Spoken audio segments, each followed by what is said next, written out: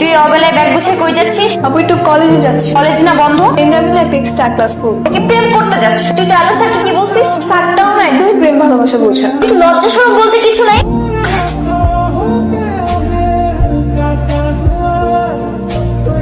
তোমাকে তো আমি ভদ্র ছেলে মনে করছিলাম, এখন তো দেখতেছি তোমার চরিত্র সমস্যা। তোমার ফ্যামিলির সবগুলোর তো মাথার তার ছেঁড়া। আজকের পর থেকে ব্রেকআপ। আচ্ছা, এটা সাথী ভাবিদের বাসা না? হ্যাঁ, আমাকে আদর ভাই পাঠিয়ে সাথী ভাবিকে চিঠিটা দিতে বলেছে। মানে ভাইয়ের সাথে আমার বিয়ে হবে। সাথী ভাবির নাকি একটা পিচ্ছে বোন আছে, সেটা কি আপনি? যান চলে যান। আই শোনেন, আপনার হাসিটা না খুব সুন্দর। Thank you.